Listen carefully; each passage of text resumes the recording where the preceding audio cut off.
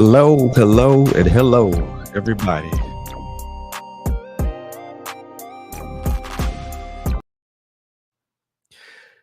And hey, what's going on, everybody? What's going on, everybody? Welcome to Trailblazer Radio. More specifically, welcome to the check-in, the show that where we talk about all things mental health from a male's perspective, and we talk about all things mental health from a male's perspective. And we talk not only do we talk about issues, we talk about solutions as well. Uh, First and foremost, thank you guys for tuning in, and also secondly, happy Thanksgiving to everybody out there. Hope your Wednesday app, hope your Thanksgiving Eve is going by as smoothly as it could possibly go. I know a lot of you guys are out there. I know a lot of you guys that are out there. You guys are busy in the kitchen cooking up some delicious meals and things of that nature. And so I'm glad that you guys took the time out today out of your busy schedule and out of preparing those meals to come aboard with me and just kind of hop on this ride with me really quickly. Not going to be before you guys really long, but I want to really talk about something that was on my heart and on my spirit tonight. But before we even get into that, there's also I got a couple of special announcements that I want to make to you guys too. But that'll come a little bit later in the show. So first and foremost, the song you just heard, I call that West Coast flavor. That's a track that I actually made. And it's a nice little smooth track, man. And I love it. I love it. There's another track that I'm gonna play later on. There's a video I'm gonna play later on that matches the theme of that really matches the theme of what I'm talking about tonight. And before we even jump into that right now, man, I want to thank you guys so very much for tuning in. Thank you guys for following us on all our social media platforms: Facebook, Instagram, um, TikTok, everywhere on social media. We're trying to be everywhere on social media. Thank you also for taking out our YouTube channel, man. Thank you for checking out our YouTube channel, man. If you haven't checked out our YouTube channel yet, please go to Trailblazers with a Z Radio on YouTube. Check out our content, and if any of our content resonates with you, do me a favor, hit that like button, also hit that bell notification button, so that way you'll be notified of every time we go on the air, every time we come up in front of this microphone, or come up in front of your camera, in front of your screens, whether it's a computer screen, whether it's a TV screen, or whether it's your phone or a tablet screen. Just make sure you're checking us out and following us, man. So want to most definitely thank you for that, man. Give a big shout out to my hosts, LSG, Tony and Kai, and also Coco Fenton. My wonderful hosts, my team. I couldn't do this right here without you guys. So I appreciate you guys so very much for hanging in with a brother, with a brother. And again, once again, I want to wish a happy Thanksgiving to everybody, man. Hey Simone, how you doing? How you doing? So I want to wish a happy Thanksgiving to everybody. Happy Thanksgiving Eve and a happy Thanksgiving to everybody. I hope that your Thanksgiving is going to be filled with joy and laughter and a lot of fun. And I hope that, and my prayer is that wherever you're going, whether it's to a relative's house or whether it's to a friend's house, I hope that my prayer is that you got that. My prayer is that you make it safe and sound on the highways and byways, and that a hedge of protection remains around every vehicle tonight, so that when you guys get there safely, you guys arrive safely, and you guys go back to your home safely. So without any further delay, I want to talk about something that I thought that again, this was on my mind and on my spirit tonight, and I really want to talk about it, because it's representative of what I've been through. And again, the disclaimer is this: I am not a mental health professional. I don't claim to be a mental health professional. I don't claim to be a mental health professional. I just claim to be a guy or a person who has experienced some things. And the hope and prayers that my experiences can help the next man, get over the hump or make it through just another day. So if you guys are watching this on the Man Cave Conversations Facebook page, I really make sure that you guys are checked or tuned in and checked into this, because this is going to be something I really want you guys to kind of just really take in and understand. So without any further delay, let's jump into this. Let's jump into this real quick. So, one of the things that I taught that one of my experiences is that, well, let me go back a bit. This is an experience that we all have had, and we probably had more than one of them. We probably had more than one of them. It's an experience to where we're faced with a it's an experience that we come to we're faced with a tough decision, a challenging decision, where a lot of things have come in front of us, or a lot of things have transpired with us over the course of months, over the course of days, months, or years. And we come across it, and we are faced with a decision that we have to make. And that decision is going to be something that's going to not only impact us, but also impact the people that we care about, and the people that we love, and the people that count on us.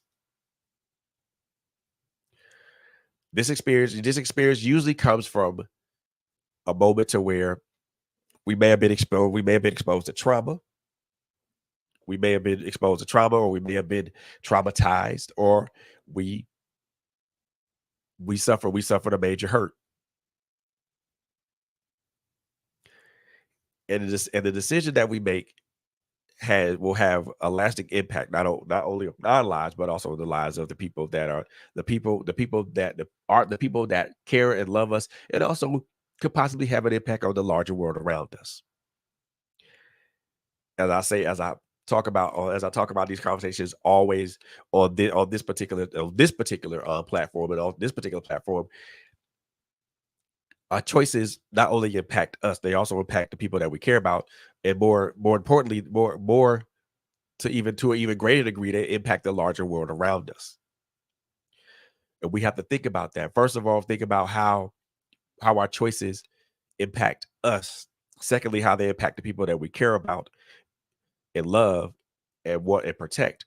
Thirdly, we have to think about how our decisions impact the larger world around us. So, what type of experience am I talking about? Well, I'm talking about what I lovingly call a crossroads experience. I call it a crossroads experience because first and foremost, crossroads represent a juncture. It represents a stopping point, but it also represents a juncture.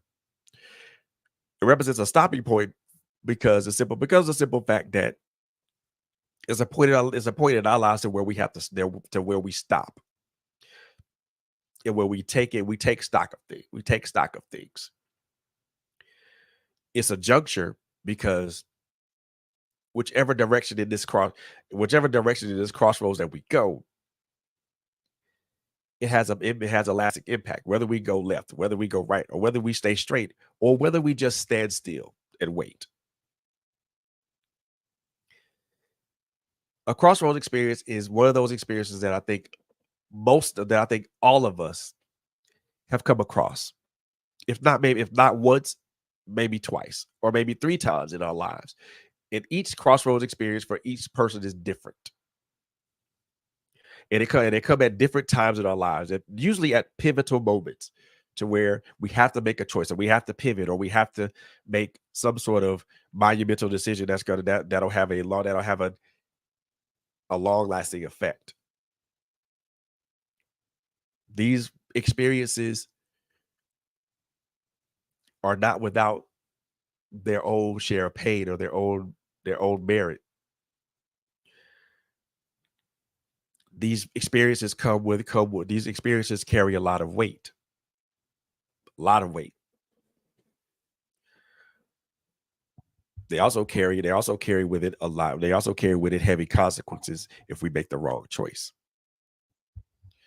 So what I want to do for you guys is tell you about one of my crossroads experiences. But I also want to impart on some things that I learned from that crossroads experience. And hopefully the things that I can impart on the things that I can impart on you guys, or you, my brothers, is hopefully something that you guys can walk away, can walk away with, and take into your crossroads experience. And hopefully it'll help you navigate that experience better. So one of my one of my crossroads experiences came at a point where, let's just say, it was around 2017 or 18, somewhere around there. This was a couple of years after my son, after the death of my son, and I was really trying to navigate. Um, well, I take that back. We'll go to 2000. We'll go to 2020. That was my crossroads experience. This was five. This was almost 5 years um, after the death of my son, and I was really still having a hard time navigating the whole thing. Um, but there was still a lot of anger there. There was still a lot of uh, trepidation. There was a lot of disgust and a lot of disgust there. A lot of unbelief. A lot of everything. I came across there where I had a had my own had my had my had my dis I was disillusioned with not only with life in general, but also disillusioned with religion and things of that nature. You know, got to the point to where I didn't even want to come to what didn't even want to come to church or even go to church because of the simple fact that it it wasn't helping. And and that's no knock on the ministry that I was in. That's no knock on the ministry that I was involved in. That's not a knock on that ministry. It really isn't.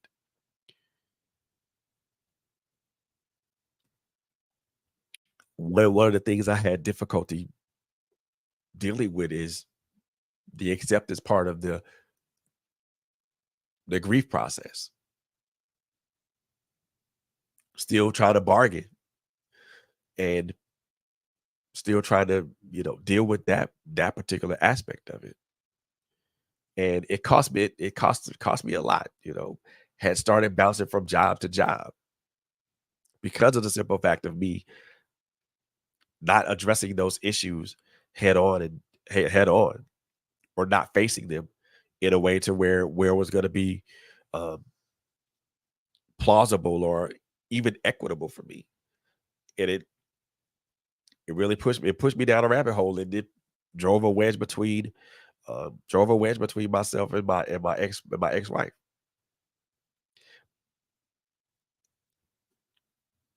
So many things happened during that time. So many things happened during that time. Um, you know, having that emotion, having an emotional and having an emotional breakdown, having an emotional break at that point, um, going through things in my then marriage, uh, some certain things that came to a head, and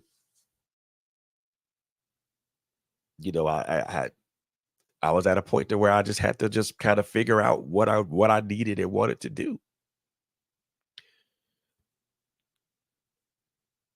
So for me, it was simple enough. It was a simple thing for me for me at that time to preserve myself, to preserve my some semblance of sanity.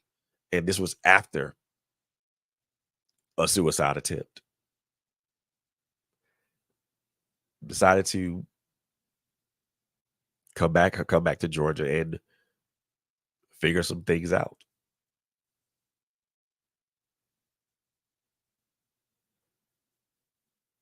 And in the course of that,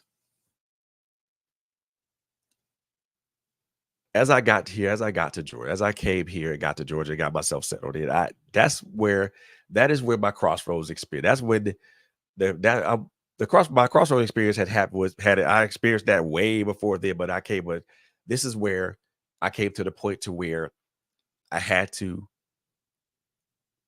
where I came to the fork in the road and I had to come across a decision.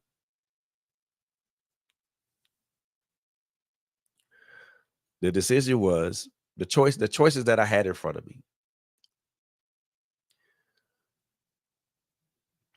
Go left and try to work things out. Go right, work on you,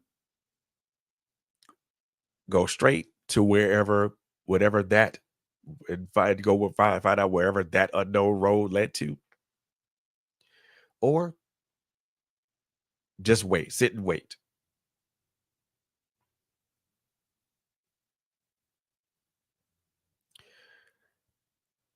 And one of the things that I learned in that experience was it was hard. First of all, it was hard to face myself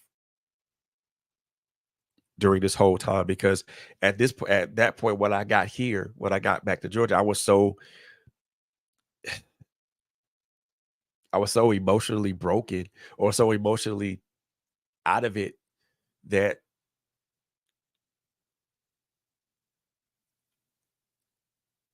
when I tried to do things that I needed to do for myself, it tended to fall. And not gonna lie here, not gonna front. There were some nights where I didn't go to sleep. There were some nights to where I cried myself to sleep. And there were days to where I would just think about where I am and what I was doing and what I was trying to do and what I was wanting to be at that time and um what I wanted to try to establish or what I wanted to try to accomplish at that time. A lot of things going on that I didn't know about. That I didn't know a lot of things were going on with me mentally that I didn't know about. A lot of things that I had to face emotionally that I had to confront.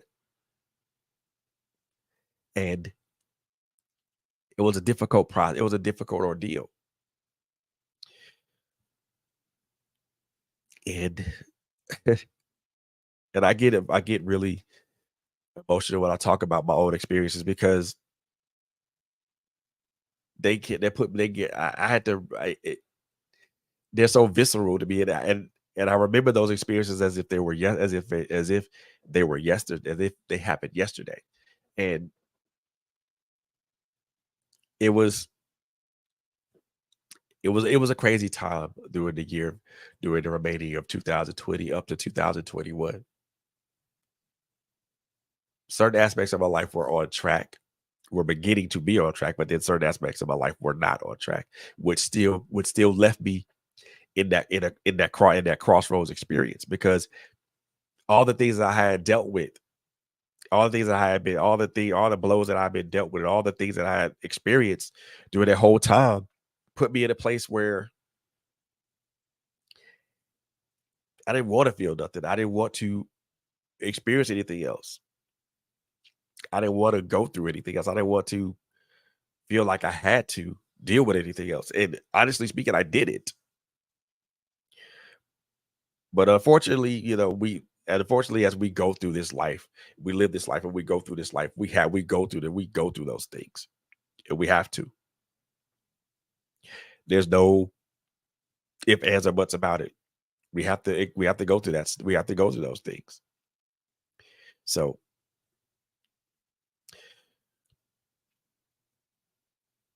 got myself in therapy to try to work some things, work some stuff out, man. Work some shit out with me because I needed to, because I had to. And if I didn't work those things out, I would have never ever got to a point to where I am right now. But the Crossroads experience is usually is to me to for me, just for me, was probably one of the more painful experiences that I've ever had to endure. And the reason that I state that is because of the large uncertainty of everything. There's no guarantee of success if I go left. There's no guarantees of success if I go right. There's no guarantees of success if I go straight. And there's certainly not no guarantee of anything if I stay there and don't make and don't take action at all. One of the things that a crossroads experience, and this is getting to one of my major points. One of the things that a crossroads experience does, it presents uncertainty. It presents a large level of uncertainty because we don't know because you don't know what's going to happen if you to whatever path you take.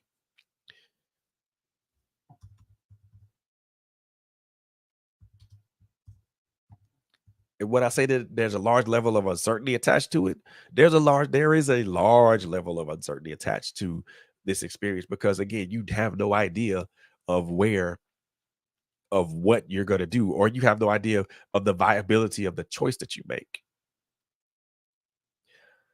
There's no certainty of going left. If there's no certainty of what going left brings. There's no certainty of what going right brings. There's no certainty of going straight means. The only thing that is certain, that nothing happens if you take no action. That's the only thing that's certain. Every other decision is not has a level of certainty, and a level of unpredictability attached to it. And one of the things that I had to learn is that I had to be comfortable. I had to be comfortable with in that uncertainty.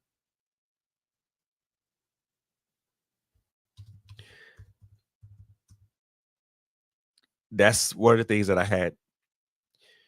That's one of the things I had to deal with. Had to learn to be comfortable in that this experience presented a large level of uncertainty, and I had to be comfortable in that.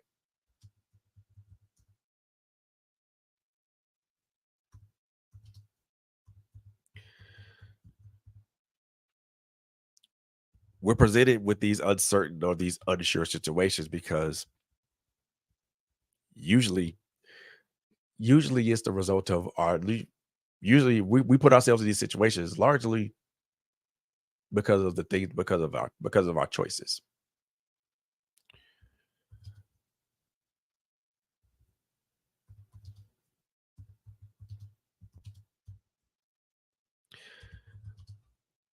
And like I said before, these experiences present a large level of uncertainty, and we got to be comfortable in that. As much as it does not feel right or feel good, we have to learn to be comfortable in these in that uncertainty. Why do we have to learn to be comfortable in that uncertainty? Because of the unpredictability of the path we choose, the path we decide to choose.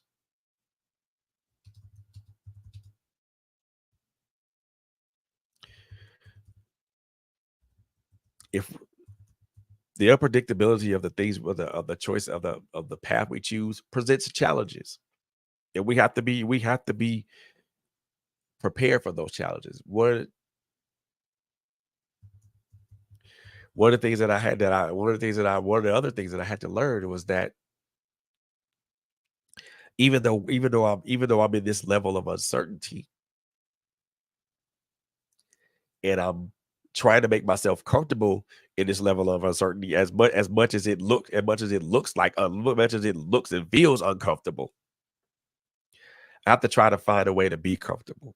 because not comfortable to the point of accepting everything as it is, but comfortable in knowing that whatever choice I make is going to be the right choice, or they're going to be the right, going to knowing comfortable knowing that whatever choice that I make is going to be the best choice for me at the time.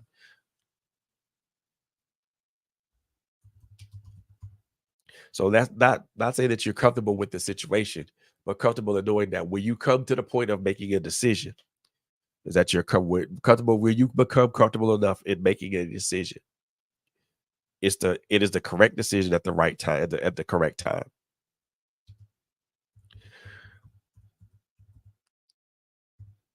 One of the other things that I had to learn, one of the other things that I learned in that experience, my crossroads experience, is that things are things are subject to change. Nothing is written in stone. Things are subject to change. Things things change as our lives shift and move.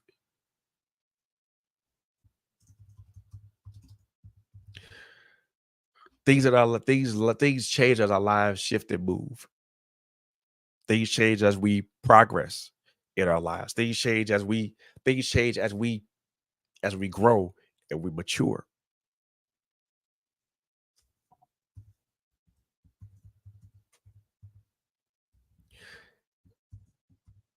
If things just remain the same, then if things remain the same, then our choices would be easier. Would be our crossroads experiences would be easier, right? If things remained how they were. If we were introduced to just status quo, things would be our choices, our crossroads experiences would be easier, right?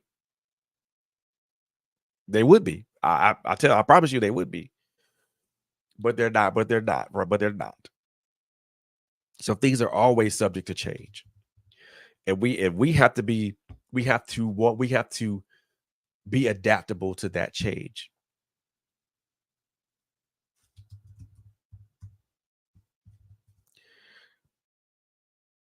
If we're not adaptable to that change, then we won't get the desired result. We will never come across the desired result, or we won't come walk across the desired path that we choose to walk, right? That we choose to walk in, right? We have to want to be able to do that. We have to be at least open to that. We have to at least be malleable to that part of to that aspect of it. Because if we're not malleable to that aspect of it, then what are what are we doing? What are we doing? Where are we going? Why are we going? Why are we going there? Why are we even considering a specific choice or a specific path? If we don't embrace if we don't look at these, we don't look at the how things change, because our lives are the lives that we live, believe it or not, the lives that we live are very, very dynamic. And just because we follow a routine, just because we follow a daily routine, which pretty much remains the same, all the which pretty much remains the same in a specific aspect, our lives are subject. Our lives are always subject to change, and our lives are changing through every day that we walk on this planet, every day that we walk on this earth. Our lives are changing. The reason that I say that they're changing, because we experience something new each and every day that we walk this planet, that we walk on this earth. So even though we may follow a specific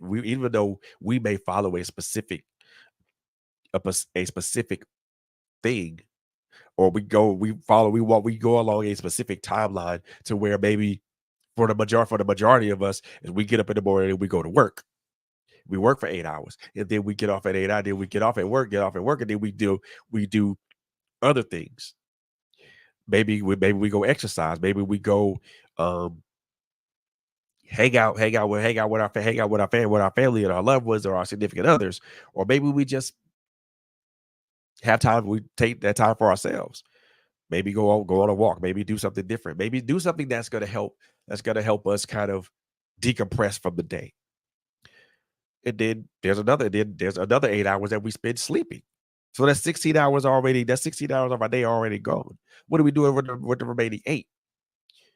The remaining eight, we're spending time working on our business a if we're an entrepreneur, or we're working on doing things with our family.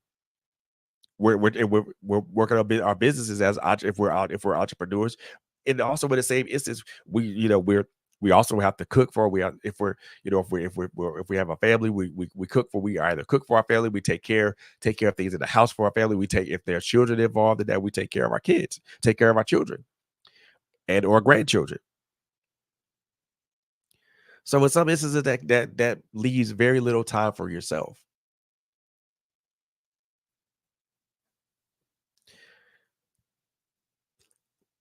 What are we doing? What are we doing in that? What are we doing in that time frame? Or what are we doing in that time frame? How are we maximizing that time? How well are we adapting to things? How well are we adapting to things? How well are we adapting to change? Because our lives are always going to be subject to that. Whether you want to believe it or not, whether you want to accept it or not, our lives are always going to be subject to change. So that's something that you have to get in your mind early. That's something you have to get in your mind doing this crossroads experience. Our lives are always going to be subject to change.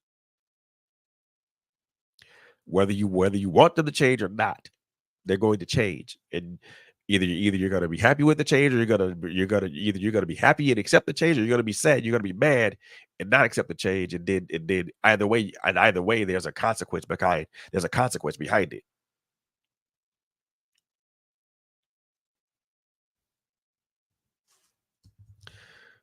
So we have to keep it up. We have to keep that ever forward and ever present in our mind that things are always going to be subject to change. And that our lives are subject to change. Regardless of whether they change, whether regardless of whether we want them to change or not, we're always going to be subject to that.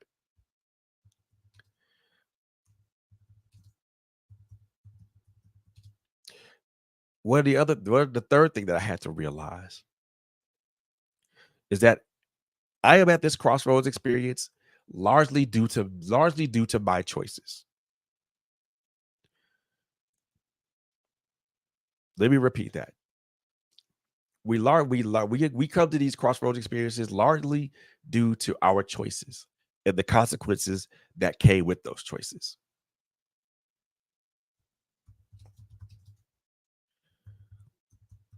One thing that I've always said on this platform, one thing that I will continue to say on this platform, we are subject to the choices that we make. Choices have consequences. Good choices have good consequences. Bad choices have bad consequences. Indifferent choices have either good or bad consequences. All the outcomes that we experience in our life are a direct result of the choices that we make. The choices that we make and the choices that we've made throughout our lives.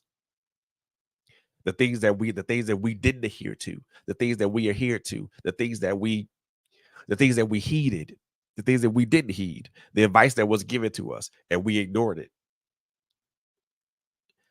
You know, the lack of knowledge, or lack of proper knowledge in a specific situation, or making a decision in haste and not really getting the proper intel on the situation. So we are here because largely because I won't even say largely, we arrive at this crossroad experience because of the choices that we've made. There's no ifs, ands, or buts about it. We get to this particular point because we've made a mistake along the way, that we made a there was a lapse in judgment along the way. There was we made a great decision to not do something along the way. Then we took some advice from somebody, and it was sound advice, and we didn't heed it.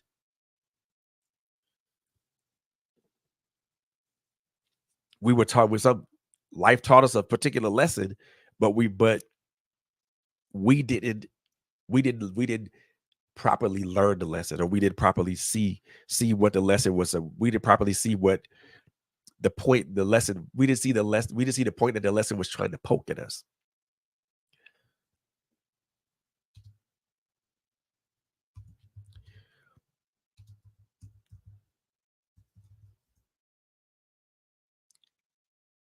Everything every choice that we make has a consequence. Every choice that we make has a consequence. And again, I'll say this on my platform, but I will continue to say it. Every choice that we make in our lives, whether they're good choices or whether they're bad choices or whether they're indifferent choices, they all have a consequence behind them.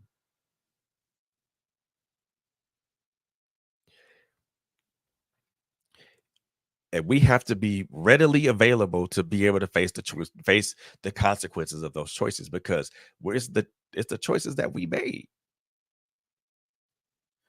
They're the choices that we made. There's risk and reward in our decision making.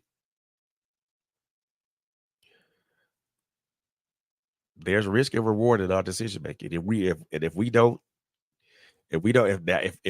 there's anything if you guys don't take away anything from this particular broadcast tonight, is that there's risk and reward in the choices that we make.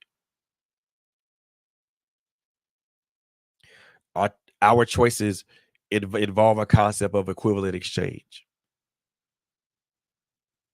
In order to get something, in order to obtain something, we have to give up something.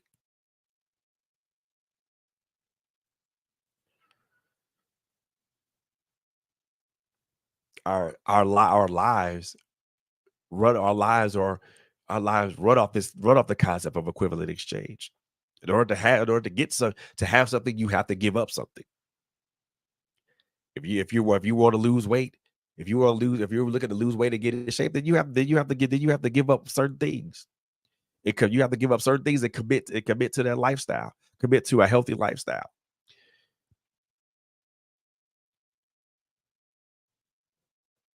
If you're looking to change your life or do something, then there's certain things you have to give up to commit to a if you're looking to want to change your life in a positive manner, then you have to give up negative people. Then you have to give up negative people. Our lives run our lives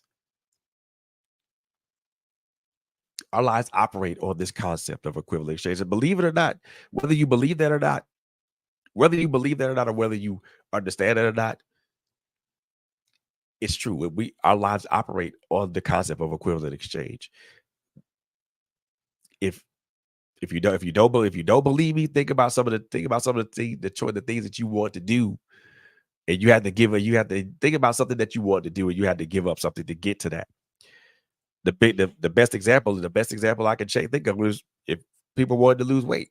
Well, you have to if you want to lose weight and you want to slim down, or you want to do something, you want to slim down to a healthy weight, or you want then you have to give up you have to give up certain foods, or you have to give up certain foods, or you have to eat properly.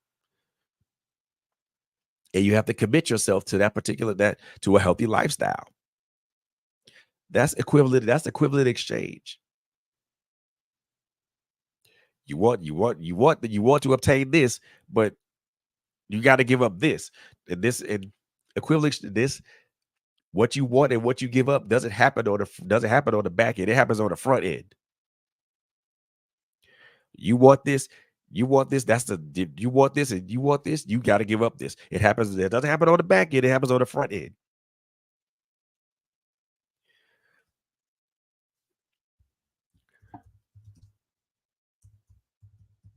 One of the things that and one of the things that I've learned to accept is that we do operate on equivalent. Our lives do operate on equivalent exchange. I think there's more. I think the more. I think a lot of people would need. A lot of people need to understand that kind of understand what that concept means. Like I said, it took an anime series for me to understand the concept of equivalent exchange. And the more that I think about it, and I look at it, and I explore it, and um, I put thought to it, I realize that our lives operate on this concept,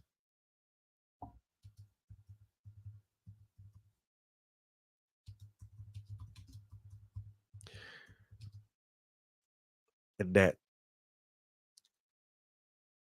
understanding that we are understanding that we arrive at these crossroads, this crossroads experience based upon the choices that we make. We are here because of those choices. We are here as a result of the consequences of those choices, good, bad, or indifferent. Good, bad, or indifferent.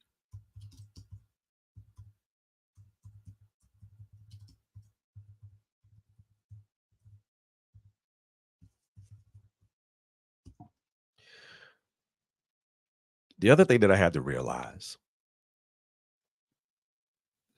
is that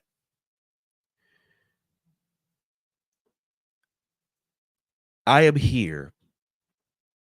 I am at this particular juncture. If I was there at that particular juncture in my life is because I needed to be there. Or better yet, let me just put it a different way. I was brought there.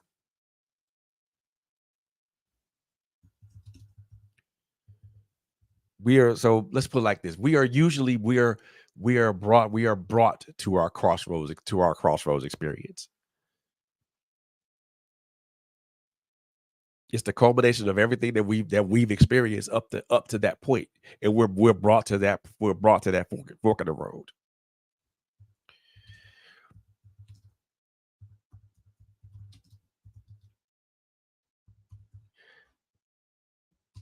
It is not. It's people look at that as being that experience, look at it as a negative thing. It's not a negative thing. We're brought to that experience because we did. That's where we need to be.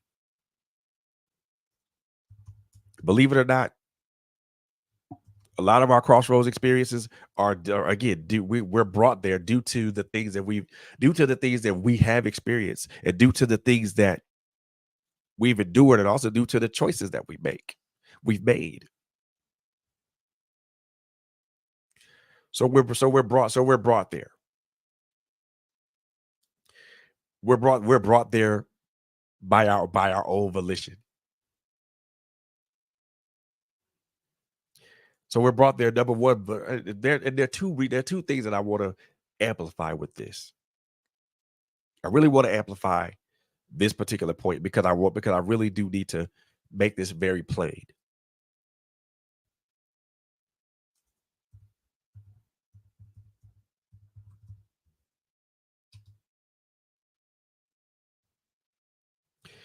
We're brought to our crossroads experiences. We bring ourselves to that, but also we're brought to that. We're brought to that crossroads experience by God.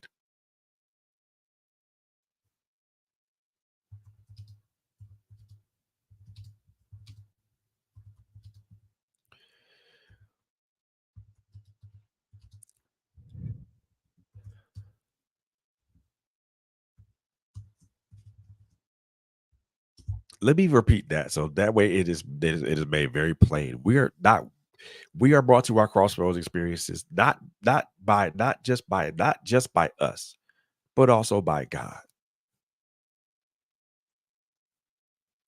Why do I say that?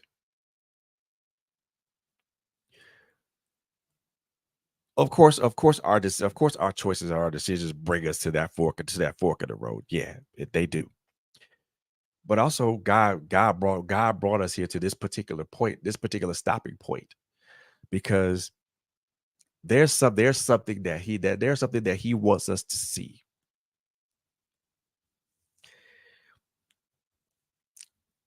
There's something that he wants us to see. and he wants us to see it clearly.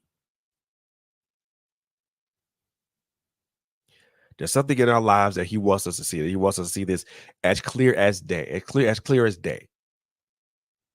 So we're brought to this experience not only through our choices and our decisions, but we're also brought there by God. Primarily, we're brought there primarily by our choices and our decisions, but also God is there with us. And God says, hey, look, I need you to stop. But I need you to look. I need you to take a very close look at what is being presented to you. Here's what's being presented to you on the left side. Here's what's being presented to you on the right side. Here is what's in front of you. Here's what's directly in front of you. Now, you're not able to. I'm not gonna allow you to go backwards. You can't go backwards because that's not possible. That path is blocked. The backwards path, that path that you want to go backwards to, is blocked. And I'm not gonna let you go back there. So there's a choice that we gotta we are brought to that particular experience by God because there's something that he wants us to see, and he wants us to see that implicitly. There's something that he wants us to take a look at. There's something he wants us to examine. There's something that he wants us to take a very long, hard look at because God sees something in God sees the best in us. It always wants the best for us. But sometimes to get to the best, we got to go through the worst, right? We got to go through the worst.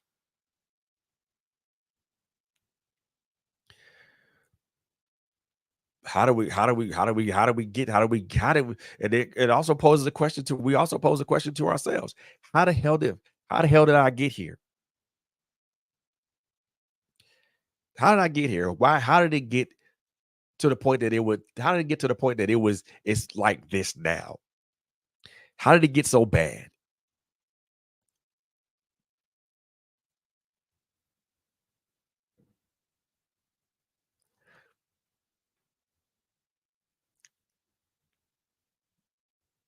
Which brings me to my other point. These crossroads experiences force us to analyze force us to analyze and examine ourselves.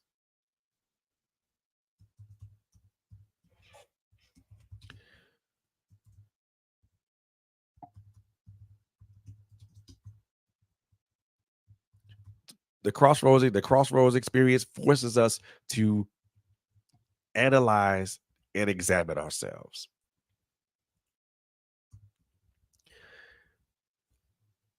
If we don't examine ourselves, how are we ever going to get to a point that we can how are we ever going to how are we ever going to come across a decision to where we can go left, right, or straight?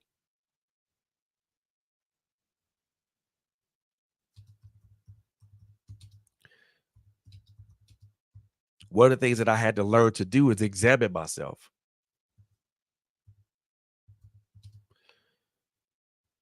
And I had to in the process of examining myself, that was a painful experience which brought about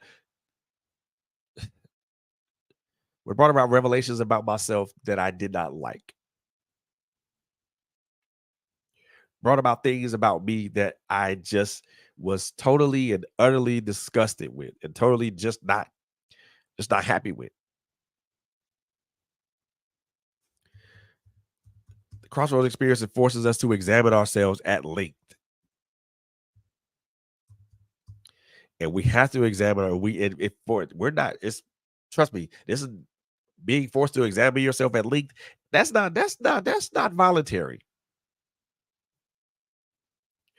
That is very much invalid. That is very much involuntary. And we're forced to do it because we don't got another choice. We don't have another choice in the matter. We're not given we're not given any other alternative. The only thing we can do is look at ourselves. The only thing we can do is examine ourselves and look at ourselves in the mirror, and we have to confront what we see And what sometimes what we see is something is what we sometimes what we see. No, I won't say sometimes. I'll say most of the time. Most of the times, what we see, we don't like at all.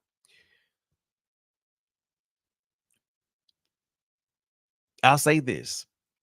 I want those people. I want us as men to really understand what I'm about to tell, what I'm about to say, because it was a revelation that came to me once I got to this particular stage or got to this particular point in my crossroads experience.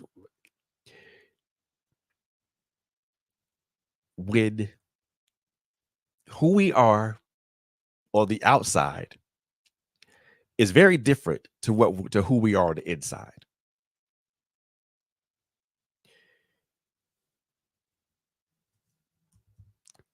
I'm gonna repeat that because I want brothers to understand what I'm saying because I need y'all I need us to really listen to this and hold in on this. Not to say that the rest of the conversation isn't important because it is, but I really want y'all to hold in on this part of it.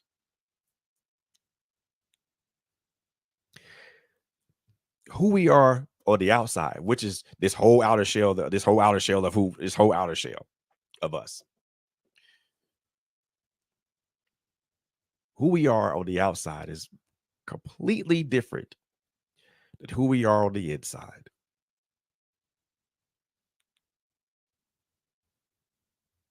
Why?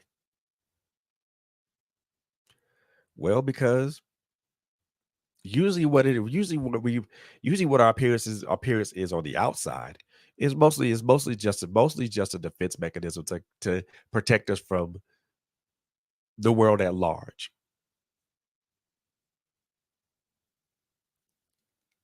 And it's usually there to shield us from things that we've experienced, mostly due to the socio-political malfactors that we as black men are faced with on a daily.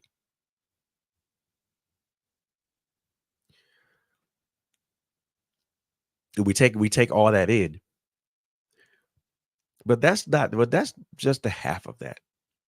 Who we are on the outside is different from what we are on the inside. And usually, and I say this usually because usually when we are confronted with who we are on the inside, we either run away screaming or we don't want to accept that. We don't want to accept who we are on the inside.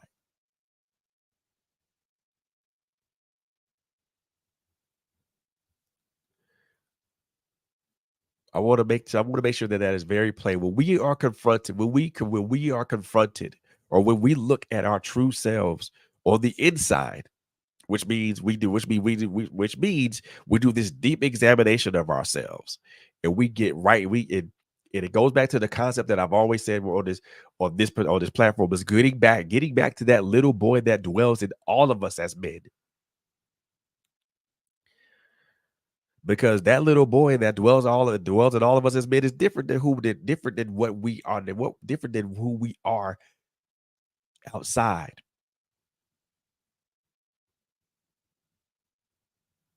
That little boy inside of us had experienced disappointment, despondency, hurt, depression, pain, um, all kinds of things.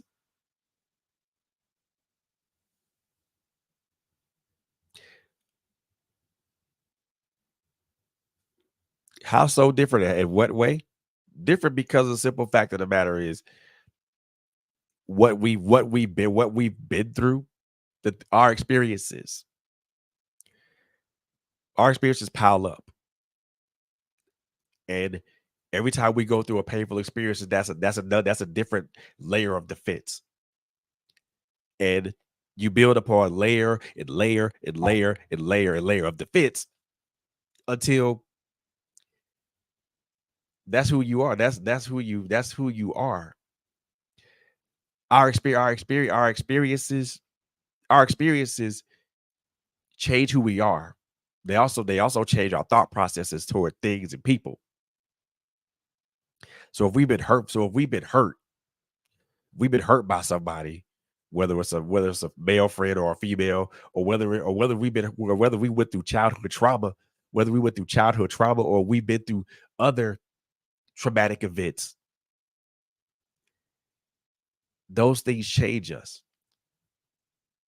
And it changes us on the outside because now we have to adapt.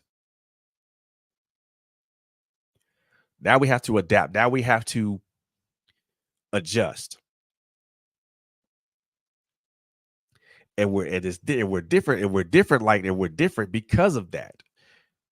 It's not because we want to be different. It's because the simple fact of the matter of that our experiences have made us different, have molded us to be different, to adapt to a changing world, to adapt to a um not only to adapt to a changing world, but also adapt to our changing emotional states. When someone, whether this is male or female, whether you've been through whether if you've been through a traumatic experience, trust and believe you are changed. You are changed inside and you are changed outside. And you as a person, and I know this for a fact because I've been through this before. When I went through a situation with domestic violence, me being the person that was the abuser and the abused, I was changed inside and outside. The reason I say that I was changed inside and outside, first and foremost, the change on the inside. Scared, scared to even want to be around any type of female, scared of my own self as a person because I didn't know how I was going to react or how I was going to do anything if my anger had got out of control. To the converse of that, to the opposite of that, the outside change was I think the outside change was limit my relationships with women at the time to just sexual experiences. That was the outside change. So the inside change and the outside change were different because it largely because of the it's largely because of the largely because of the experience. And I had to adapt to that. I had to adapt to that. I had to adapt. And again, this forces us to examine ourselves, look at ourselves, to give a really do a deep dive into ourselves. Because if we don't do this deep dive into ourselves, then we'll never know. We'll never get to the root of the origin of what it is that we are hurt that has hurt us, that has caused us this pain, that has caused us this despondency and the depression and everything else that goes with that. My brothers, it's important for us to do this. This is the inner work that I always stress about. This is the inner work that I always talk about. Get to that little boy that dwells in us. Find out what the hell is going on and work on that and work on it and work on that and work on that inner work. People call it shadow work. People call it um inside jobs or whatever you want to call it. Whatever you want to call it. But it's work nonetheless. We gotta be able to want to do that. If we don't examine ourselves at length, we'll never get to a point to where we can make a choice. We'll never get to a point to where we can make a decision in the middle of this crossroad.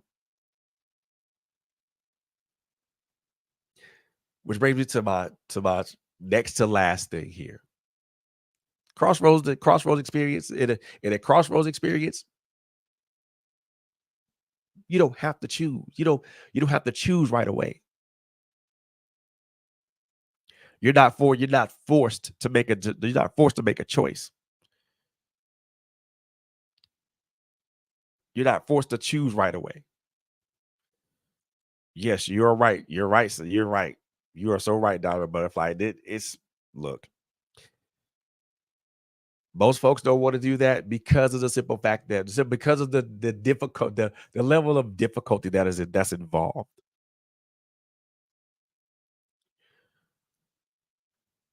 The level of difficulty in looking at yourself is, for some of us, hella difficult. For most of us, it's extremely difficult. But for all of us, it carries a level of difficulty. For some of us, it's very, very hard. For other people, it's for some of us, it's not that hard. And then for some of us, for some of us, it's very easy.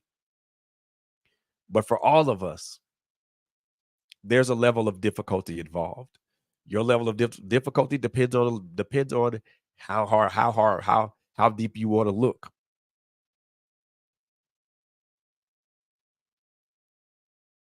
If you don't want to look that deep, it might be easy for you. If you really want to dive and you want to really deep dive in it, then it might turn out to be difficult for you. The question in that is the larger question in that is, are you ready, or are you willing to confront your inner you? Are you ready and willing to to look at the little boy that dwells in all of us, and are you willing to look at him, and are you willing to embrace him? Not protect him, embrace him. Because trust me, literally the little boy that dwells in all the person, the little person, the little boy or little girl that dwells in all of us has already experienced everything that you went through. They experienced it on the inside. They've experienced it on the inside. You experienced it on the outside.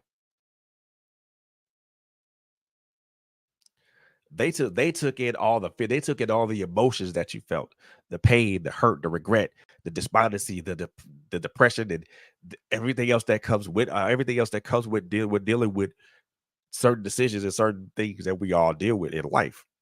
So that little boy, that little girl's already taken in the emotional part of it. They've already experienced, they've already taken in the wound, they've already experienced and suffered the wounds from that. They suffered the cuts, they suffered the bruises, they suffered the breaks.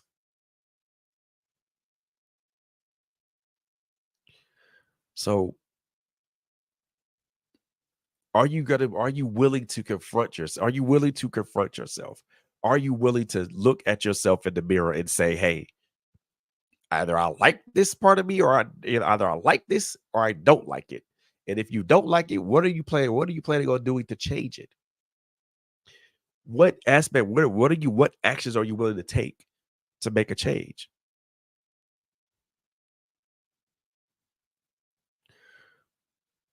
Yeah, facing pain is one of the things that I've learned, s- Kai, is that talking about it talking about it does help. Writing it down does help, because when you talk about it or when you write it down, you're giving yourself that permission to be vulnerable with you. You're giving yourself permission to be vulnerable. If you're writing it down in a journal, you're giving yourself permission to be vulnerable with yourself. Which is why a lot of the poetry that I write is about is usually not about always being vulnerable, but I write it from a point of vulnerability. Because not it's not a need or want. It's not a need or want, but when I do that, it brings about healing for me. So I mean, I believe this with every part of me, that when we face our pain, it does make us a much stronger, much more resilient person, because now we can look at that pain, and we can confront it, and we can put it to bed and say, that pain won't affect me. That pain's not going to hurt me anymore, because I've already endured that pain. I've already faced it. I've already faced that pain. And if I experience it again, of course it'll hurt, but it won't hurt as much as it did the first. It won't hurt as much as it did the first time. So And like I was mentioning before, one of the things about I learned about my Crossroads experience is that there's no timetable on a choice. You're not rushed to make a decision. You're not rushed to choose a direction.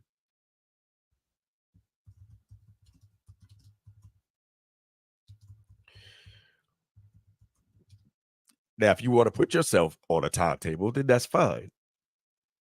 But you're not rushed into making a decision. It's all about gathering the intel, that gathering all the intel that you need to gather, and then making a sound decision.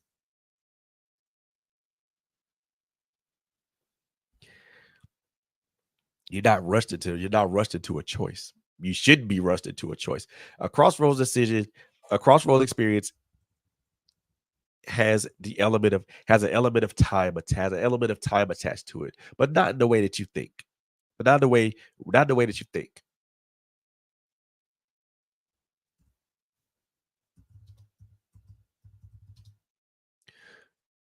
Yeah, there's an element of time attached to it, but where again, you're not rushed into making a choice. It's all about looking at and it's all about taking all the taking all the relevant information and analyzing it,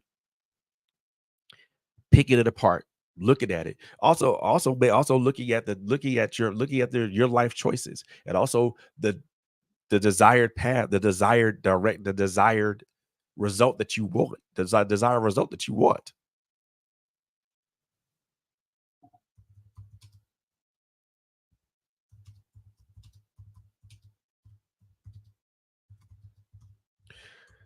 Of course, we have time. There's time, but keep in mind that time is a finite resource. I repeat that time is a finite resource that we lose every day.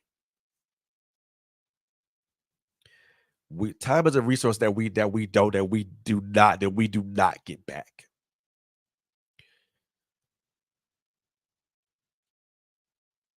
So you we have to think that there is a there's an air of urgency, but it's really not an air of urgency.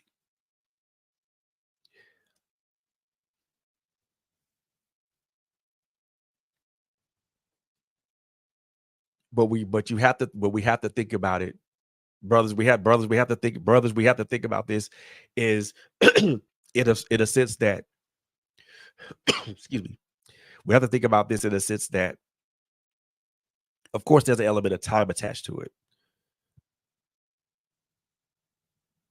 but I'm not rushed into making a decision. I'm not rushed into choosing a path.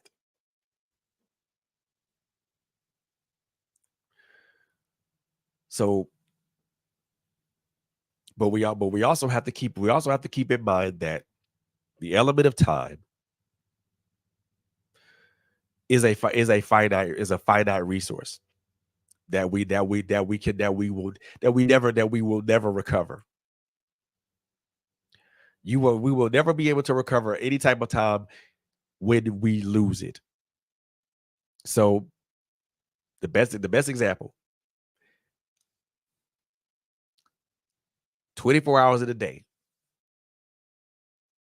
you lose 8 hours working. You lose 8 hours sleeping. You lose the other 8 hours dealing with family, dealing with other things. So that's what you just lost 24 hours. You're not gonna get that back.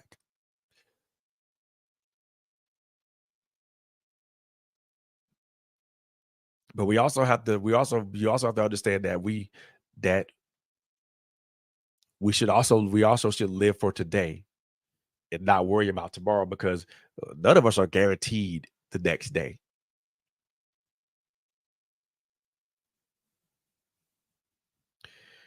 None of us are guaranteed the next day. So the best thing we can do, We're not guaranteed the next day. So the best thing that we can do is live is deal with things in the present moment. One of the other things that I always say on this platform is that that we should live for today because tomorrow's not promised. And if we're given another chance to live for today, to live for to wait to be blessed to wake up tomorrow, then we should live for that day. We should live for that day because the following day isn't promised to us either.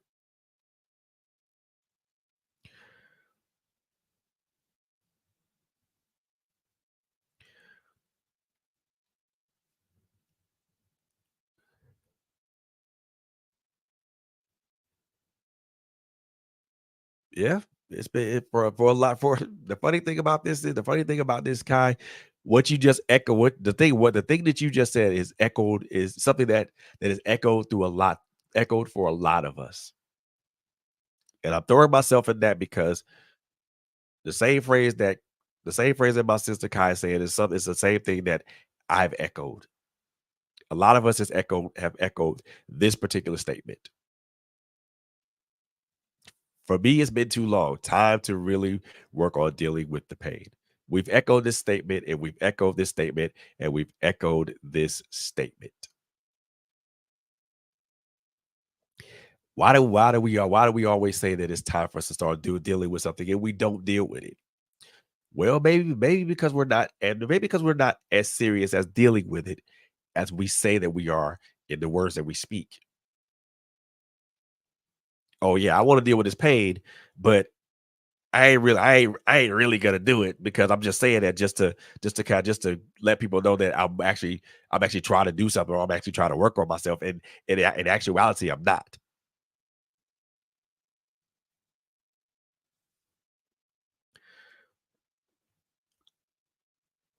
So we do throw that out there. Well, yeah, and for me it's been too long. I'm gonna work on this, and then we don't work on it, which leaves us in the same place that we were. Which leaves us in the same place that we were prior to making that statement. Why would you want to be in the same place that you were when you made that statement? If you make this, if and this goes for me too. If we make a statement like that, then we need to actually do the work. Don't say that. Excuse my French. We shouldn't say stuff like that. We shouldn't say the statement that my sis made, not sis my sis made, and that my sis Kai made. And again, it's something that a sentiment that we've all echoed. We should make that statement just for shits and giggles. That's not the reason that we should make that statement. That should be a very contrite and sincere statement that we make because we see the things that we go through and we really want to try to make a change in our lives. And well, as I stated in a previous podcast, change has a cost attached to it. The question is, are you willing to pay the cost for the change?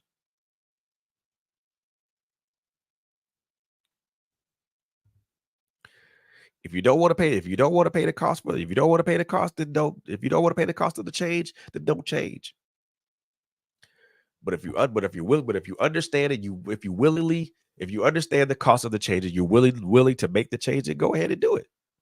Just do it. The people that want to change will do so irrespective of the cost.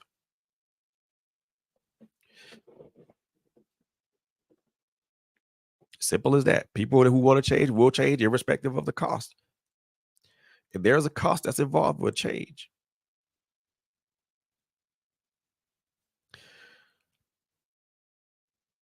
Yeah, I hear you. I hear you on that one. I believe I really hear you on that one, Kai. I do. But I believe sometimes we have to stand in the midst of the storm. We have to stand in the midst of the storm to get to the eye of that storm. That's where the peace is. Not going out out to the outer perimeters of the storm, because if you go to the outer perimeters of the storm, it's still gonna find you. Going to the outside of a storm does not guarantee peace. It guarantees a respite, but it doesn't guarantee peace. The only way that you're gonna find, and I'm saying this to be, I'm not saying this to be facetious or anything of that nature. I'm saying this because it's true. If you want, think about a hurricane. Think about a hurricane. That's the best example I could use. The outside of that storm, that hurricane, that storm system is crazy. High winds, rain, um, high winds, rain, torrential downpours, everything that's involved with a storm, with a serious and horrendous and dangerous storm system like that. But as you get to the center of that storm system, you realize that the eye of that storm is calm. There's a void there. There's a void that there's no high winds, there's no heavy rain. In order and that is where the peace is. Instead of running away from the storm to allow it to keep catching up to you and keep tossing you and turning you and spinning you around, go to the center of that storm. That's where your peace is going to be at.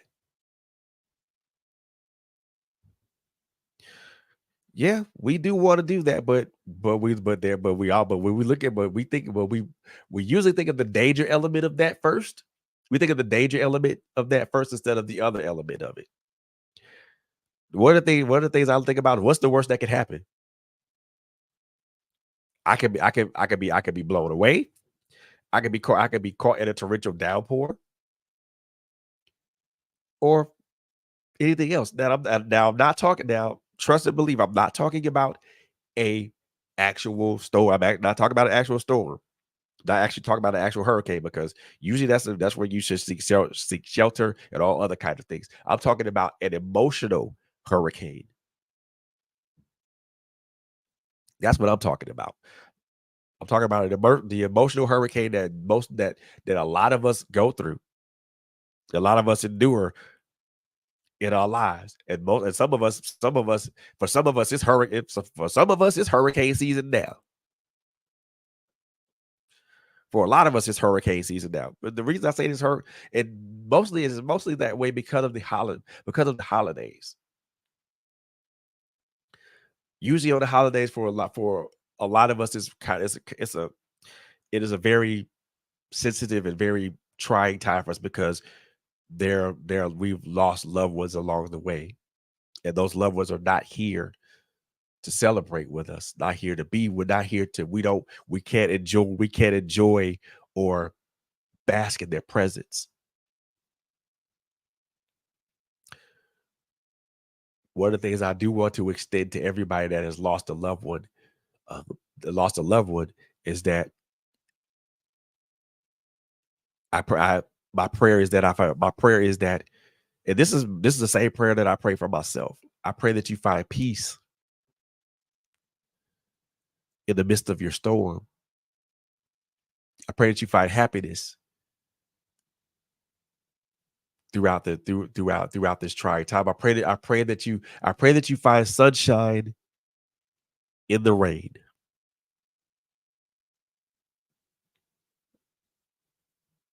I pray that when you get to a specific point in your life to where you can talk about them and not cry. That's what I pray and I ask God. What I'm praying and ask God for tonight. That that you find your peace in the midst of this storm. That you find your sunshine and your sunshine throughout a rainstorm, throughout the rain. I pray that you find joy inside of pain.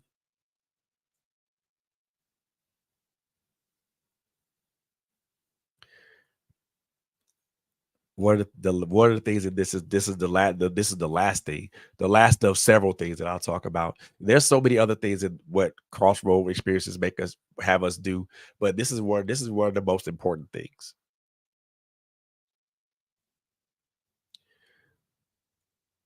A crossroad experience changes us for the better, not for the worse, but for the better.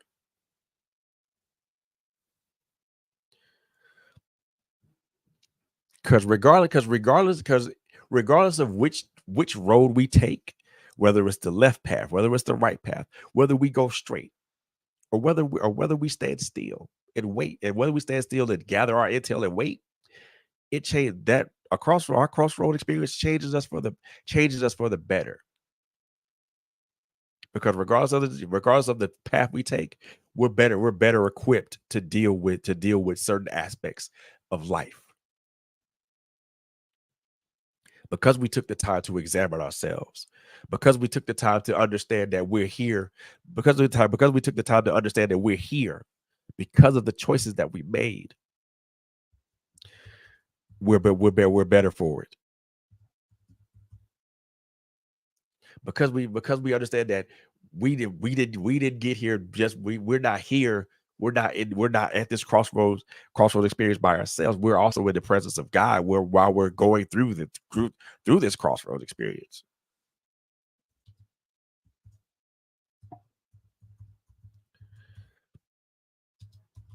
We have to understand that we are going to be changed, and we're going to be changed for the better. Because as I stated before, now we're better equipped to be able to handle handle what we need to handle. We're better equipped to face what we need to face.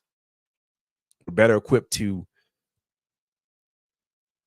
make a much more informed decision about our direction. I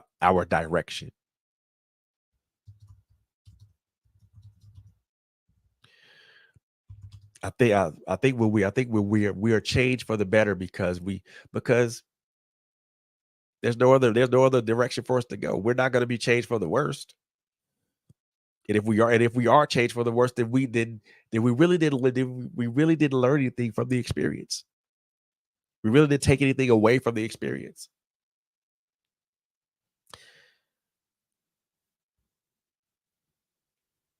It really just thought it through this. Really, that really wasn't my last point, but this is my last point.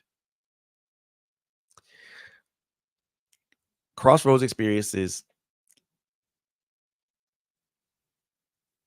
put out put crossroads experiences put out lessons to us. There's a lesson that we have to learn from this experience. What's that lesson? Crossroad experiences extrapolate lessons. We don't if we when we don't get those when we don't learn, when we don't extrapolate those lessons, if we don't learn those lessons, then the point of us going through that whole experience is for naught.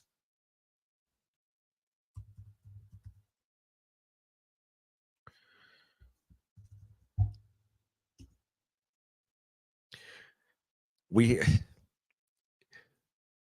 Life imparts lessons to us.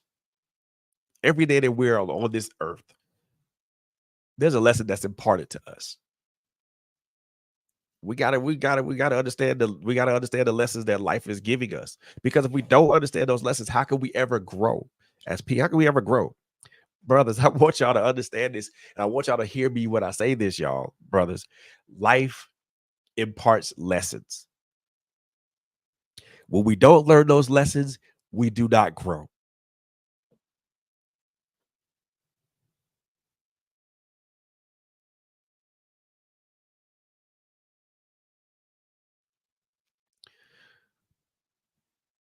That what you just said, Kai, that's quite subjective. Because what ask yourself this question: what if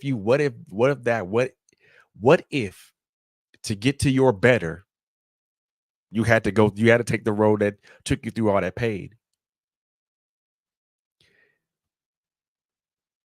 You kind of have to realize, if Sometimes to get to better, we have to endure pain. Like I said last Friday, it has to hurt. It has to hurt if it's to heal. This is something that I said that I mentioned to my brothers last Friday. It has to hurt if it's to heal. You gotta be able to want to endure that pain for a little bit for so you can get to your healing process. What if the road you take what if that road you take takes you through that pain? And what if that road is your only path to healing? It's gotta hurt for it to heal, right? Same thing as physical pain. You like if you suffer a cut, a scrape, or a bruise, or a broken bone, it's gonna hurt for a little while it's going through the healing process.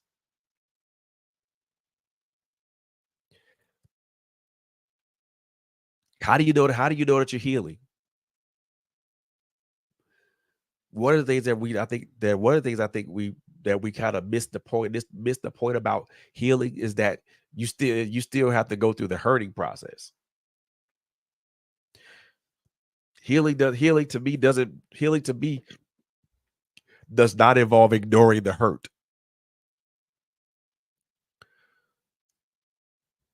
If you ignore the hurt, then you're not healing. You're just glossing over it. You're just doing something different, and you're not healing. You're not healing. Healing to me involves embracing the hurt, because if you don't embrace the hurt, you won't get to that process.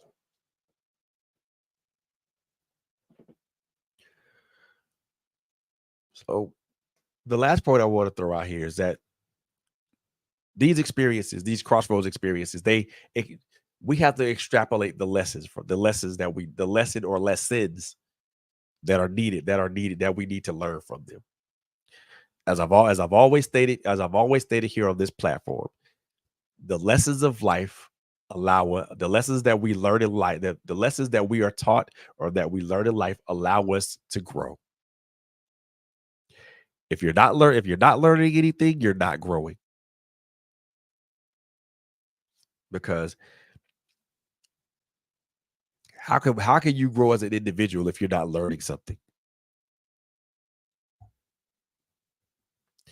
This experience that's known as that I lovingly call a crossroad experience, we have to extrapolate the lesson from it, so that we can grow so that we can grow as men.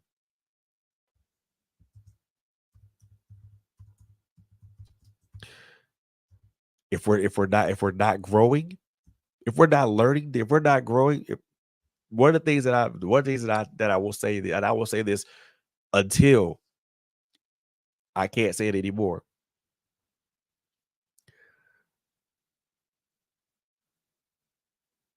Growth requires learning. For us to grow, we have to learn.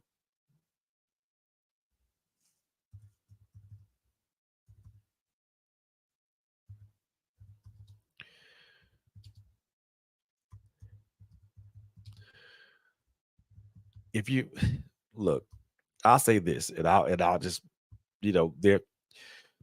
If we're not growing as people, first of all, we have to learn. We learn every day, and learning is a part of our growth process. Is one of the things that help us grow. So if we're not learning, we're not growing. So if you're stagnant in where you are, that means you're not learning anything, or you're not trying, or you're I will and I'm not gonna say that everybody does it. It's not everybody in that their particular process is not trying to learn anything, because I think we learn something new every day of our lives. None of us are old enough to the point that we're none of us are old enough or knowledgeable enough to the point that we know every damn thing.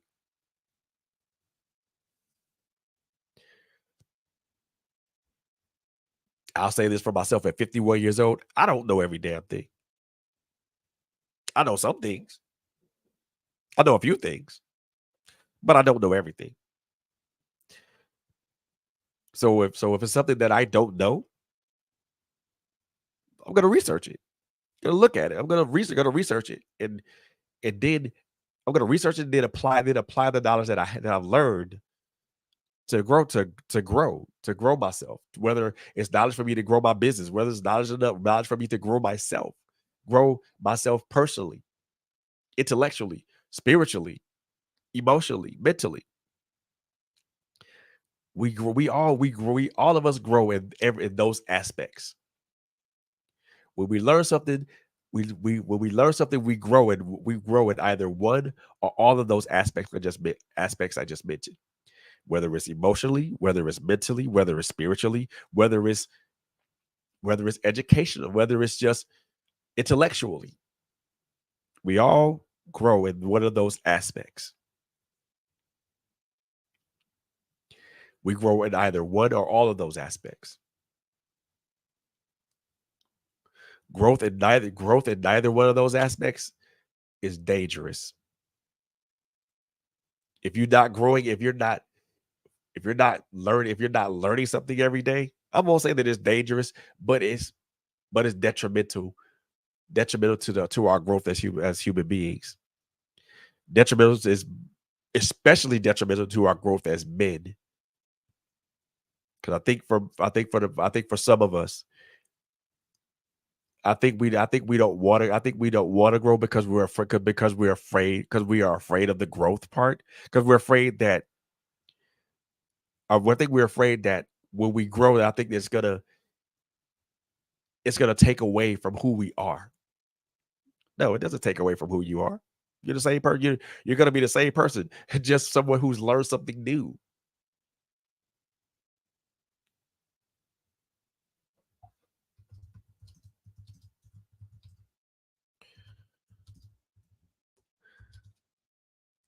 And I can say that I'll say that for myself, because usually when I thought if I was learning something, I thought that took away from who I was as a person, who I was as a man. No, it doesn't. It doesn't take away from who you are as a man. It actually adds to you. It adds value.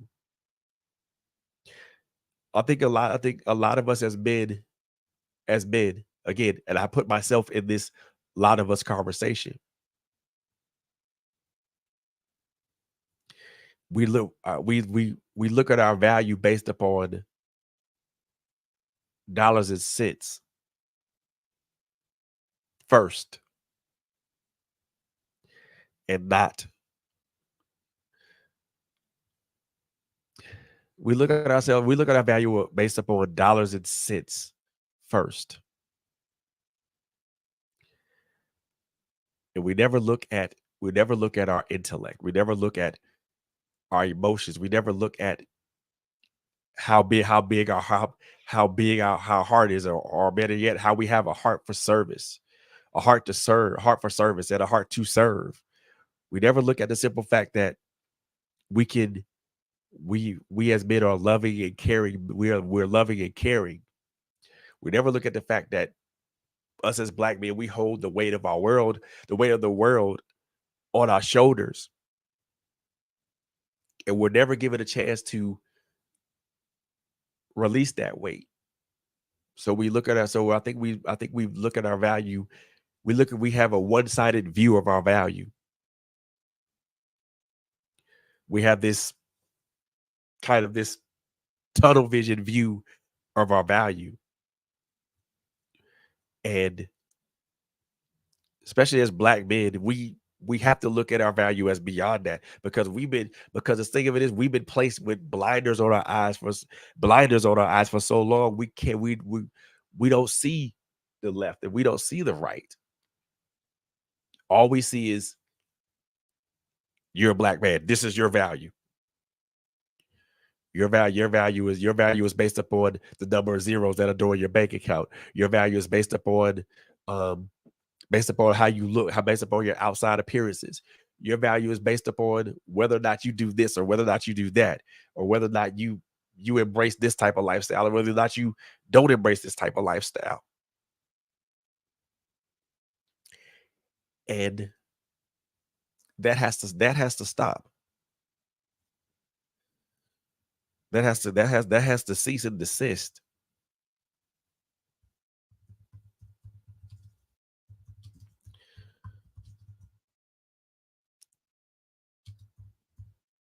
And that it's something that I'm so adamant about, something that I'm so hell bent on talking about.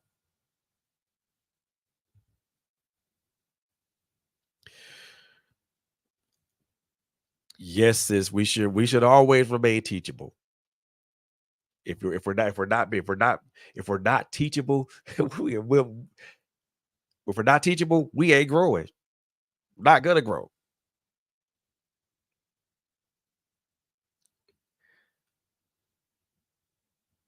I like that. I do like that, LSU. Some of us can do that at the same. Some of us can do that at the same time. But some of us are so stuck on wanting to lead that we don't know how to follow. And guess what? In order to be a leader, you had to be a follower first. Let me tell you something. Let me tell y'all something. Let me tell y'all, brother, something. Most definitely go. I'm speaking to you, my bro. I'm speaking to you, my black brothers. I'm telling you, I'm talking to y'all specifically. In order to be led, in order to be a leader, you first have to be a follower. Leaders don't become leaders just by osmosis. Leaders don't become leaders just because. You have to be a follower first. You gotta be a follower first. You have to be up under somebody. You gotta be up under somebody who's led you. And and what I mean by being led, I mean being led in the proper way. There's the funny thing about that. One thing I will say about this is that, and I said this on a previous podcast. We as men, we as black men don't. I won't say that we don't know how to lead, and we don't know how to lead, but we don't know. We don't we don't have a a standalone identity with ourselves.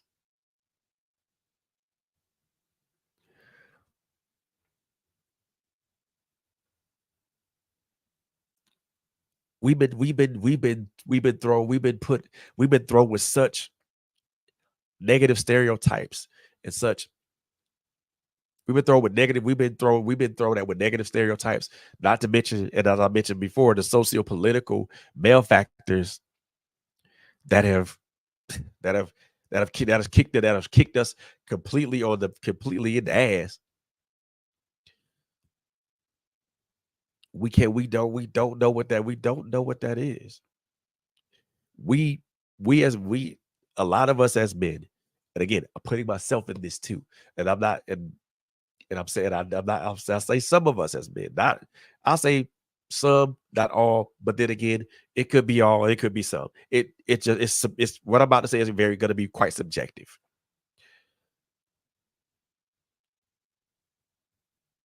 We have we who taught us? Who's taught us? Who taught us as black men how to be men? Who taught us as black men how to survive this world, how to survive this world to where we're constantly under fire and under pressure as men? Who taught us this?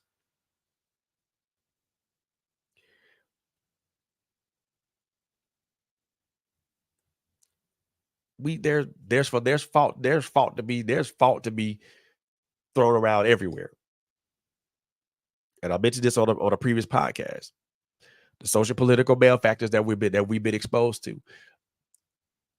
Most of some we can attribute this to single motherhood. We can attribute this to lack of fathers being in the bed, lack of strong, lack of black fathers being in the home. We can also attribute this to not being taught by our own fathers.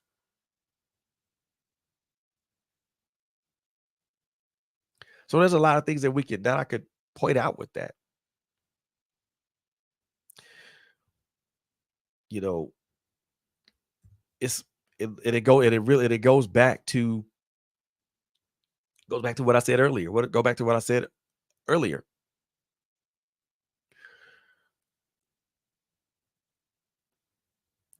It goes back to what I said earlier. One of the things that we have to one of the things that we as men have to understand is that when we, and I say this because I'm including myself in this. When we as men understand what our value, what our true value is, not to just women, not to just the people that we love, and not to just our children, not to just our spouses, our significant others, not to just other people. When we find out what our value is to us individually, when we learn and realize what our value is individually, we're able to learn and figure out what our value is collectively.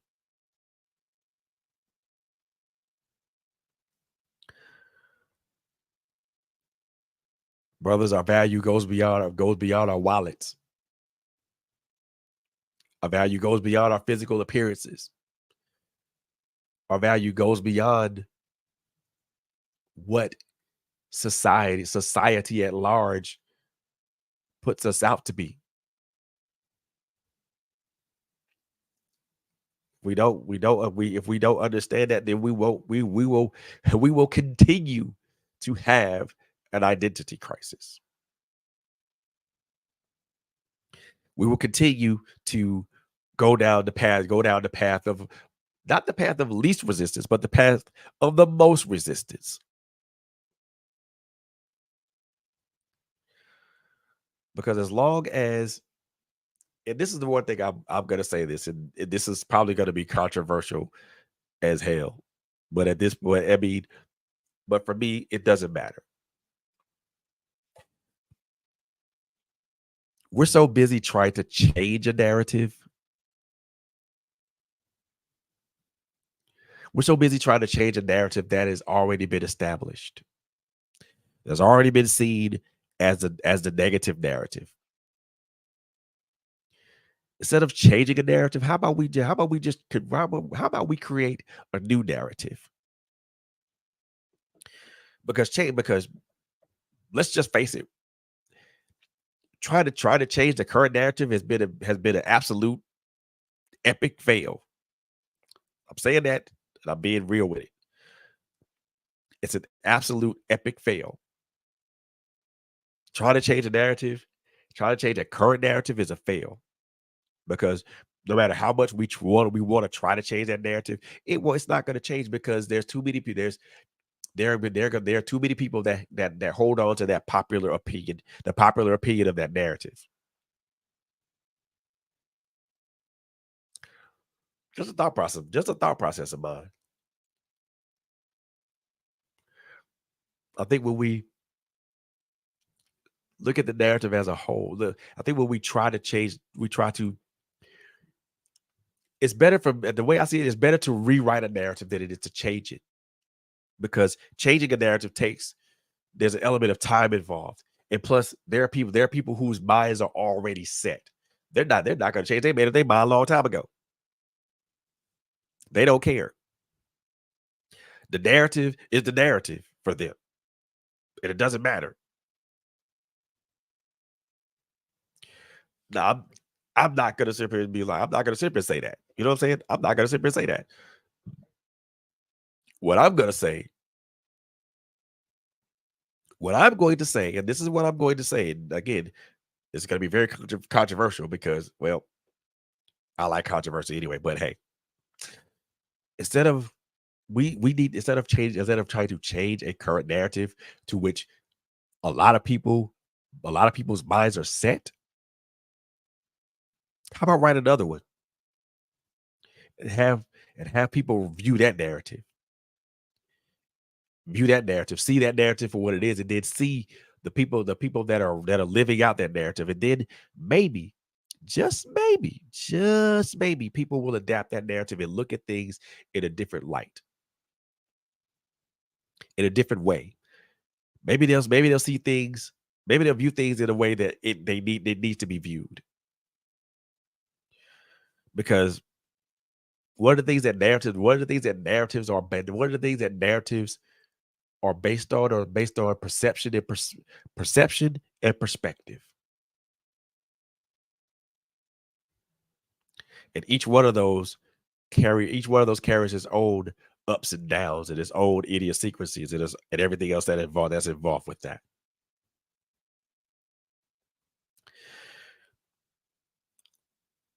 Something to think about. Some for us as brothers to think about. Some for us to consider. Not just this part of the conversation, but the conversation as a whole.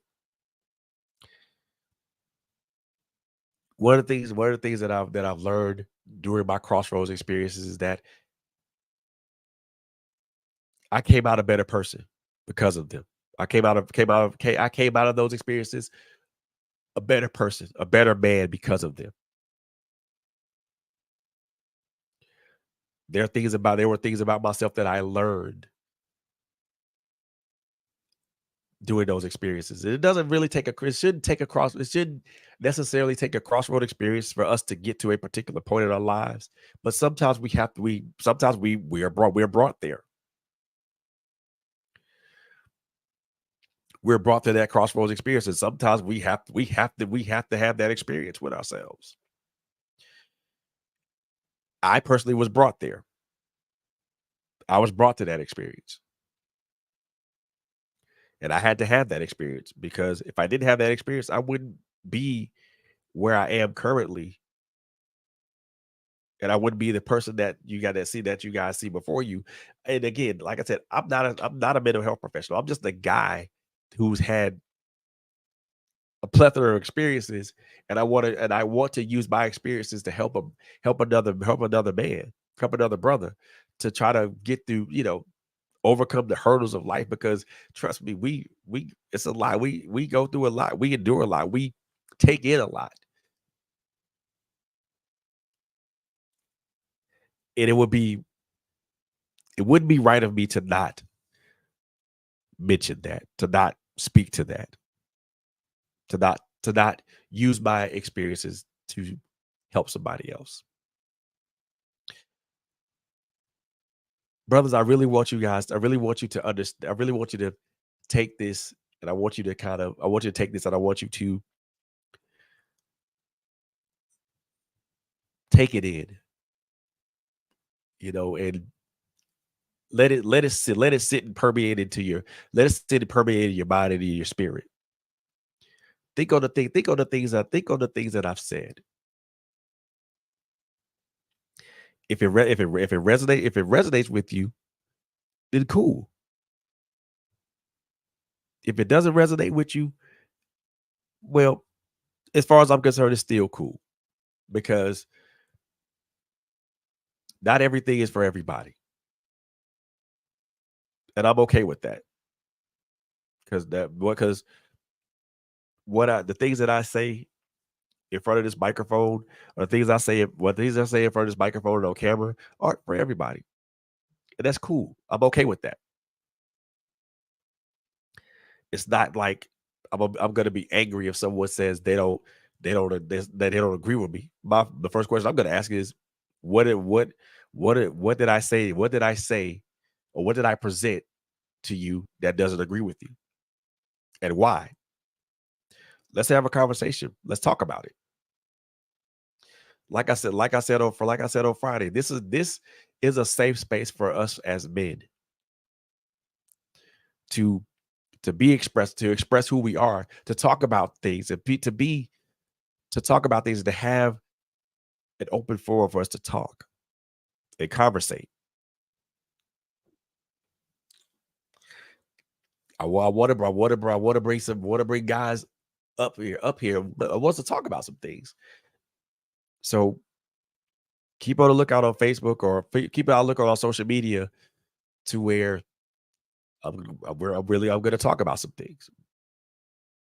I really want to bring us together. I want to talk about the pieces of us that make us important,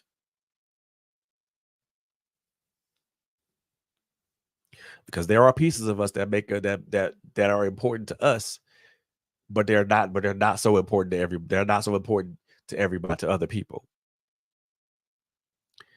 So I want to explore that. But that was what was on my heart, my mind tonight. I really want to talk about that. I really wanted us as men to understand what a crossroads experience is and what it does for us, what it does for us, and what it does to us. None of those things that I mentioned are bad things. They're all good things. But upon initial investigation, initial observation, they have the appearance of being bad, and that's not the case. So that's gonna end this one for tonight, y'all. But before I leave, y'all, I want to make I want to make a quick announcement, and I am first of all, I am like mad. I am so proud of me at the moment because this has first and foremost, um, this is a major announcement for me. If you guys have been following me, or if you guys have been following me on Facebook and Instagram, I put out um I put out a couple of posts announcing the release of my fifth book. This actually is the fifth book that I've written. This counts as number 10 in total because I have also contributed to 5 books as a co-author, and this will be my fifth book that I've written. So this particular in 2 days, in 2 days, Avenues the Traveling Soul will be available. Not December, November 24th, which is Black Friday. My both my paperback and my ebook will be available to purchase. Currently, my ebook is available now on pre-order. So you guys can pre-order, you guys can purchase the book and pre-order the book. And then once the 24th hits, that book will be automatically sent to your Kindle.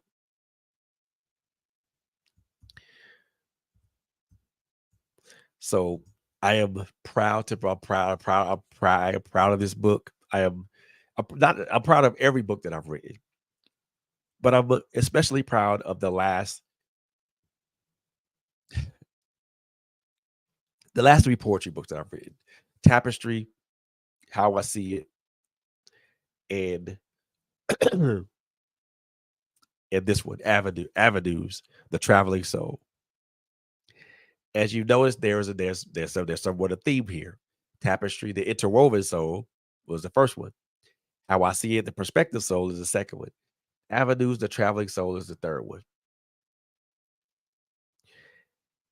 And I'm proud of each one of these books because each one, with this one especially, I've allowed myself to be a lot more vulnerable and also a lot more purposeful in my writing, in what I write. And I've also allowed myself to be a lot more forceful in the things that I write about. I will say this that this book does have harsh language in it. I will say that because if I didn't write it how I felt it or how I envisioned it in my mind, then it would not be authentically me. But I want you, I really, I invite you guys to, if you want, if I really, I invite you guys to go to the, I'm gonna play, put the website, the website on now so that you guys will be able to take a look at it. And then if you guys want to pre-order it, you guys can pre-order it. If you guys want the paperback, it drops on, they both drop on the same day, the 24th, Friday.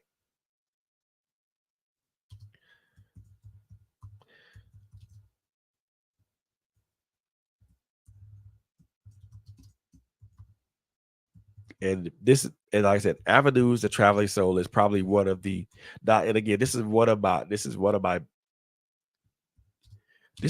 better books that I've written. This is one of the better poetry books that I've written. Not to say that all my books aren't bad, but this is one of the better books that I've written. Also, the thing that I did underneath the table, completely obscured. Everybody didn't see that, didn't see this. I also re-released um The Road Less Traveled. I re-released that book. I re-released it with there's a new cover. There's a new cover. There's um I added a little bit more content to the manuscript. Also, it also improved formatting. Geez, big ups to my brother Willie LeBlanc. I am I'm so happy. I'm so proud. I'm so happy with the result that he gave me for this for both of my books. And I am so I'm proud, so proud to present it. Not that I wasn't proud to present it to you the first time. I'm extra proud to present it to you to present it to you again. This is reintroducing a lot of people to who I am as a writer. So I want to re I want to I want to introduce you guys to me not only as a writer, not only as a podcaster and a host and somebody who talks about things that a lot of people don't talk about, a lot of us as men don't talk about, but I want to introduce and reintroduce people to me as a writer. So again, The Road Less Travel was quietly re-released last a couple of weeks ago. Um, so if you guys can also check that out on Amazon as well. Like I said, new covers, both for the ebook and the paperback, and improved formatting, um, a little bit more content, improved editing, um, just to name a few things. So please, I invite you guys to check that out. But I most definitely invite you guys to check out Avenues, the uh the the Traveling Soul. I strongly believe that this book is going to be one that's really going to be life changing because of how it's been written and what it presents. There are some things that a lot of people are not going to agree with in this book, and that is fine. I I always write from a point of emotion. I always write from a point of emotion, but I also write from a point of experience. And it's these experiences that I expound on in this poetry. Here's there's the Amazon. There's a web page right there. It's on Amazon. It's the paperback and the ebook is available for pre-order now. The paperback will be available on the 24th. Both will be actually be available on the 24th. So whether you want whether you want the ebook or whether you want the paperback version, most definitely can get both. Um, I am going to order some books for myself. So for those people that want a personalized copy, let me know, and I will make sure I get that personalized copy to you. I do want to thank everybody who tuned in tonight. I want to thank everybody who met me in the chat. I want to thank everybody who listened to me or watch this particular podcast on wherever you watched it from, whether you watched it from our Twitch channel, whether you watched it from Facebook, or whether you watched it from um, the myriad of YouTube channels that you can watch it from. Um, I thank you guys for that. That doesn't go without notice. It doesn't go without thanks. And again, brothers, I want you guys to understand that. I want you guys to think on the things that I've mentioned tonight. If they resonate with you, cool. Let's talk about it. Let's talk about it let's talk about it in depth. If it doesn't resonate with you, cool. That's cool. Let's still talk about it. These conversations with us as men need to happen. They're long overdue. And I think when we begin to talk about the things that affect us as men, I think, and we try to work on these things that affect us as men, I think we will come out as better, stronger, much more resilient men. But that is my spiel for tonight. I want to thank you guys so very much for tuning in to us tonight. I want to thank you guys for being here with me tonight. Taking your time on a Thanksgiving to to just be here, and I am appreciative of that. Um, I really am appreciative of that. I thank you guys for just being here with me. And one thing I want to leave with you, as I always say on these shows that I have. Um, one thing that and I'll add this to it. One thing that I will say: change is never a one time deal. It's a one time deal. It's a constant thing. And if we don't embrace change, we'll never become the better, stronger, resilient men that we want and need to be. We owe that to ourselves. We owe that to ourselves. I want to wish everybody a happy Thanksgiving. I want to continue. I want to just pray that you have safe travels to to your destination and from your destination. I pray that tomorrow brings you. I pray that tomorrow is joyous. I pray that tomorrow is a happy occasion, not only for you, but also for your family, I pray for those who are missing, who have love, who are missing loved ones, who are no longer here with us. I pray that you find peace. I pray that you find peace. I pray that you find solace in knowing that even though your loved one is not here on this physical plane, they they are with the Father, and that they are looking down upon us, and that they are happy, and that they are proud of us, and that they will with that. The only thing they will want from us is to continue living this life that we live. Again, I want to wish you guys a happy Thanksgiving, and I want to take you guys home with a song with a track that I created today, as I was thinking about the subject matter that I want to bring to you guys. It's fitting for the subject that I presented. The name of the track is called Crossroads. So as I take you guys home with that, I want you guys to enjoy this track. Let me know what you think about it too. So with that being said, guys, I want you guys to have a great evening, and I want you guys to be safe. I want you guys to be prosperous. Most importantly, I want you guys to continue to love on each other and respect each other. With that being said, I'm out.